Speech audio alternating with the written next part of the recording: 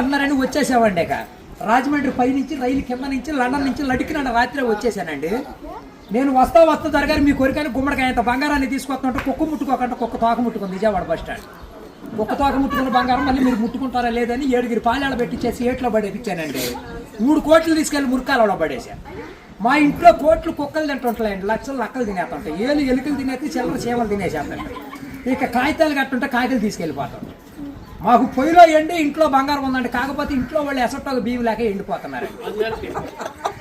గురుగారు మీకు ఏమన్నా డబ్బుకి కానీ ధాన్యానికి కానీ ఏమన్నా లోటుగా ఉంటే మాకు కౌరు చేయండి, మేము పంపించేస్తాం.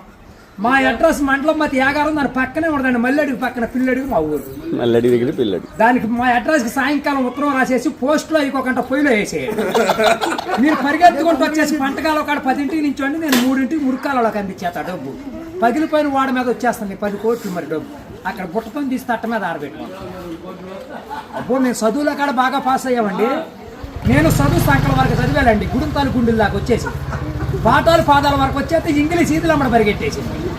చదువు ఎక్కువైపోయి అబ్బాయి గారి సంతకం పెడతాం మర్చిపోయాను.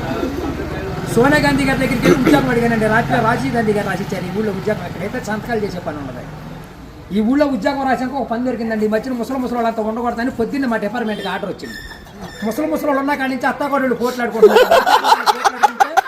అత్తలు అడుగులో పడిపోతుంది, కోళ్ళు వచ్చి గొంతులో పడిపోతుంది, నాలుగు మంచం ఎక్కేస్తుంటే అల్లుడు అడుగు మీద కూర్చోండి. అందుకని ముసలి వాళ్ళంతా తీసుకెళ్లి మెగాస్టార్ చిరంజీవి గారి దగ్గర చేర్పిస్తున్నాం.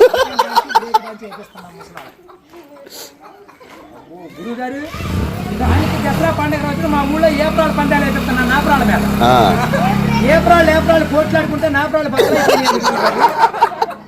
ఇప్పుడు సమరాత్రి గారు వెళ్ళి సౌండ్ చేస్తుంటే, మునసూపు గారు వెళ్ళి ముడేస్తుంటే, కర్ణం గారు వెళ్ళి కాగితాలు రాతుంటే, ప్రెసిడెంట్ గారు వెళ్ళి పెళ్లి చేసేస్తున్నారు. ఇప్పుడు ఆ పెళ్లి భోజనాలకు ఎక్కించుకురమ్మని మా ఇయ్యంకుల వారు ఊపిలేని విమానాన్ని పంపించారండి.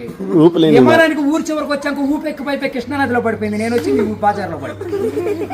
ఇవాళ ఛార్జీకి మీరు ఒక 500-600 ఇచ్చారంటే ఛార్జీ డబ్బులు పెట్టుకొని వెళ్ళి కాకినాడ వెళ్ళి కాఫీ తాగి అక్కడ మీ పేరు పేపర్లో వేసేస్తాను.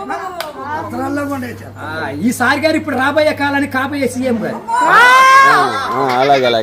మీ పేరు పేపర్లో వేపించేస్తానండి. ఈనాడు పేపర్లో వేపించానంటే ఆంధ్ర జ్యోతులు అక్షరాలు లేకోకుండా వచ్చేస్తాను.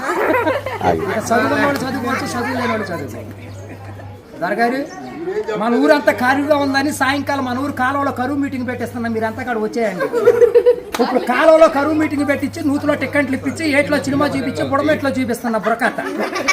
అక్కడ నీటి మీద తామరాకులు వేసి తామరాకుల మీద కుర్చీలు వేసి కుర్చీల మీద కూర్చోబెట్టించి మనిషికి 50,000 లోన్ ఇప్పించారు. 50,000 లోన్ దొరగారు ఇప్పుడు మాకు 7 అంతస్తుల మేడ, 25 పాడిగేదలు, 10 మంది పాలేళ్ళు, 7 దున్నపోతులు ఉంటాయండి మా ఇంట్లో.